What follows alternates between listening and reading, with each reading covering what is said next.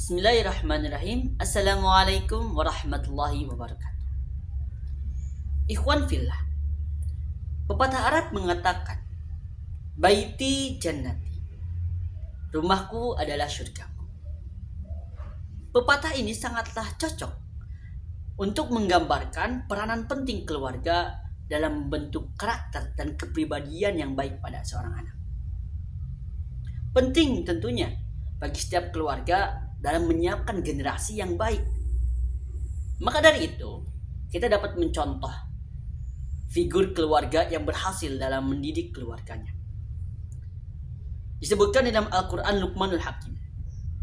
Luqmanul Hakim adalah salah satu bentuk contoh figur seorang yang berhasil dalam mendidik keluarganya. Yang bahkan Allah pun mengabadikan nama Luqmanul Hakim sebagai salah satu nama surat.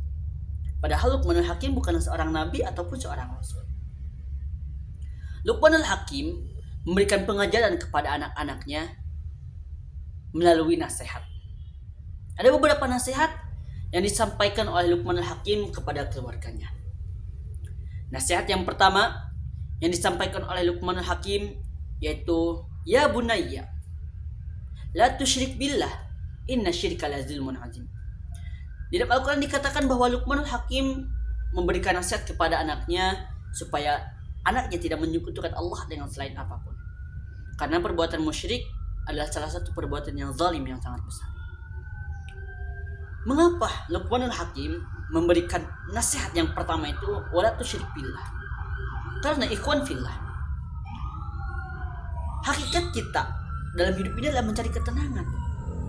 Sedangkan ketenangan tidak akan pernah kita dapatkan selain dari siapa yang menciptakan kita. Yang menciptakan kita adalah Allah.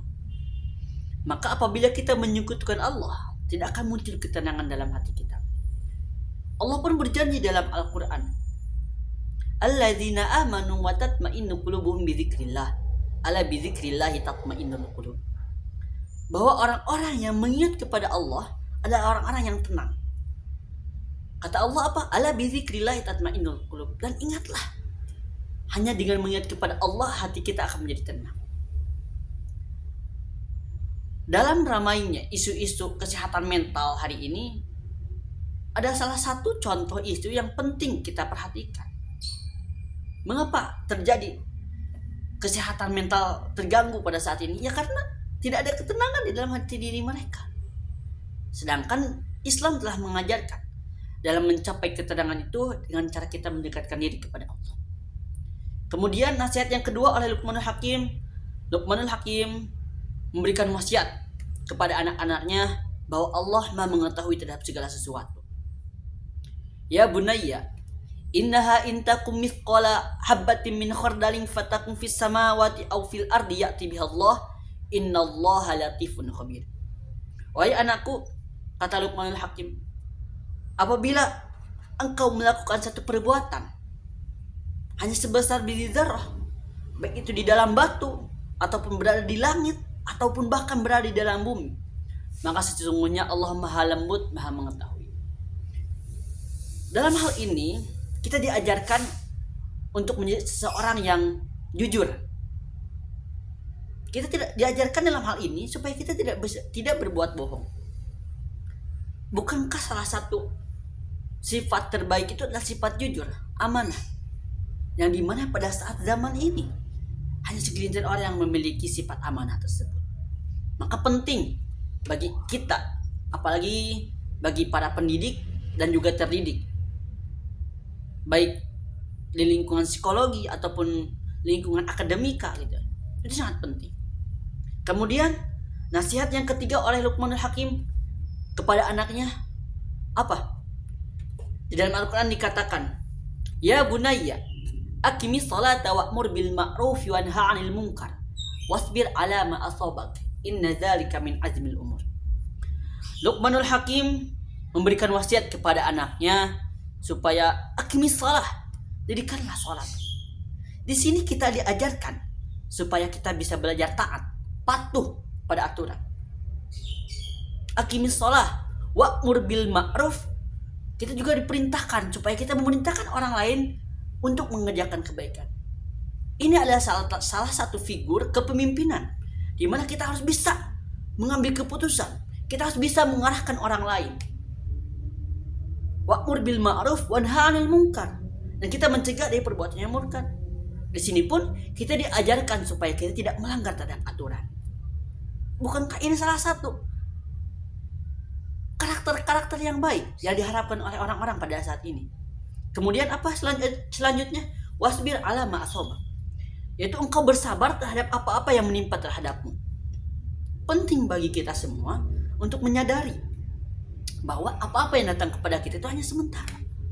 Mengapa bisa terjadi orang bunuh diri yang di daerah Cimindi, Kota Bandung? Karena mereka telah merasa putus asa, frustasi. Seakan dunia ini begitu berat gitu. Salah satu cara untuk mengakhirinya yaitu dengan bunuh diri. Sedangkan orang-orang Islam tidak seperti itu.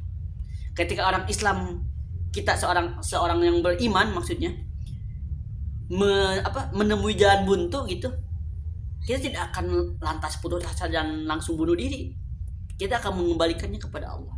Karena kita mengetahui bahwa apa-apa yang menimpa pada diri kita itu adalah pada hakikatnya atas takdir dan qadar Allah. Bukankah contohnya seperti ini, teman-teman? Apabila teman-teman mengerjakan soal yang susah, teman-teman lantas mengatakan, bismillah weh. Itu salah satu bentuk tawakal ya. Salah satu bentuk sabar. Nah, ini tidak diajarkan oleh orang-orang yang tidak beriman. Mengapa orang-orang di Jepang sangat tinggi bunuh dirinya? Karena ketika mereka menemukan jalan buntu, mereka tidak punya tempat untuk kembali. Ketika kita menemui jalan buntu, kita mengatakan bismillah weh kumaha engke. Tapi orang-orang yang tidak beriman tidak.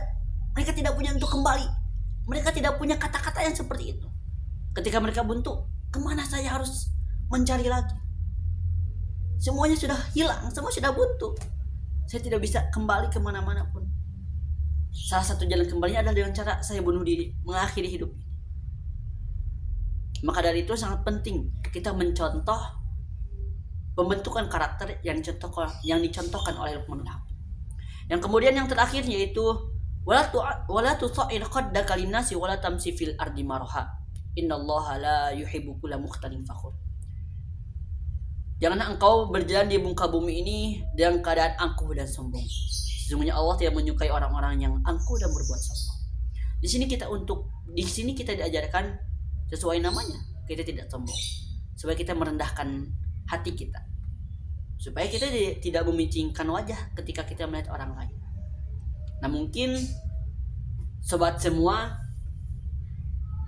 hanya segitu yang saya dapat sampaikan dalam pembentukan karakter dan juga kepribadian keluarga.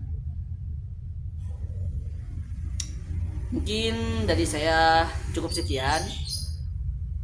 Saya Robi Munawarudin, terima kasih dan wassalamualaikum warahmatullahi wabarakatuh.